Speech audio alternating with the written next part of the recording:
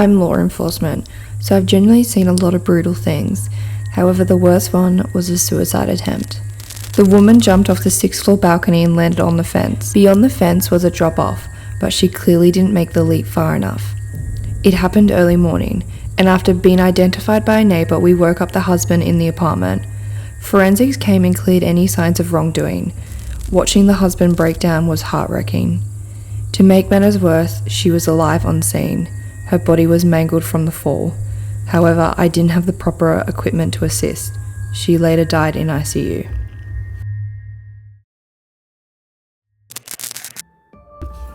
Christmas Eve 2018.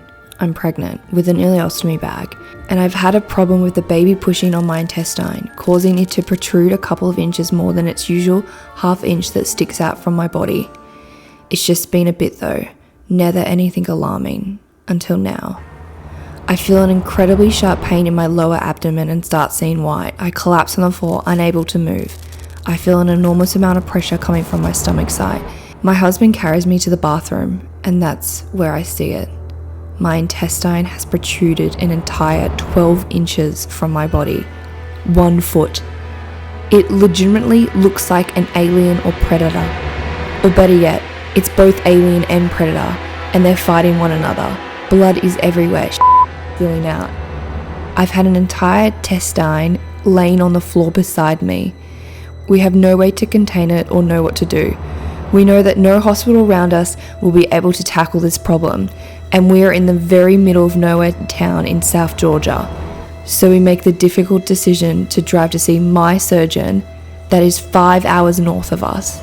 We make the trip, bloody, but intestines laying out in the floor, screaming, crying, throwing up on the way at 3 a.m. on Christmas morning.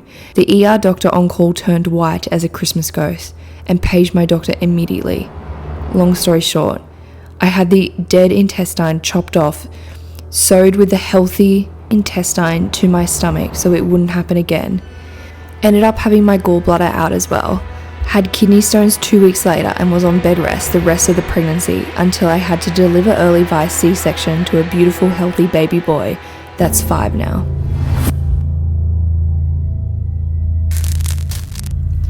I opened the door of my childhood home to see a house covered, floor to ceiling in black soot from the fire my mentally ill brother had set, and my father with his face down in a pool of blood, having met the business end of a shotgun.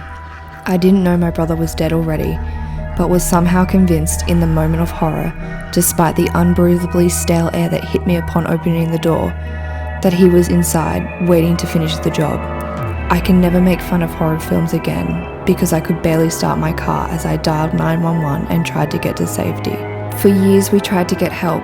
He struggled for about 13 years between his first psychotic break and his death. And I feel like I saw it all in that time as far as US healthcare and social services not being equipped for someone like him. Even before his break, he seemed to know something was amiss as he tried to get doctors to approve an MRI, but could never get one locally. Doctors dismiss you as family as they can't do anything, and the police are just waiting around for a crime to occur so they can solve the problem with one of their 2 prongs, and you never knew how specific threats needed to be before police will bother responding. He ended up going off meds because of all the vaccine paranoia around COVID, fired by his psychiatrist for being too violent, and in the months prior to his final break, tried to check himself into emergency outpatient care and was told it was a 3-month wait for beds. I knew who had killed my parents the second I opened the door. It felt like one of few horrible and inevitable conclusions. It was never diagnosed as schizophrenia, but he had a lot of the signs. He thought at times he was being poisoned or tracked, that people were breaking into his house late at night to inject him with psychotropics, etc. His killing spree kicked off after our state temporarily mandated the COVID vaccine, and I kind of assume he thought he had finally been cornered, so to speak. But I'll never really know what kicked it off, other than the general mental illness he was dealing with. I have a story on something I witnessed on a very personal level.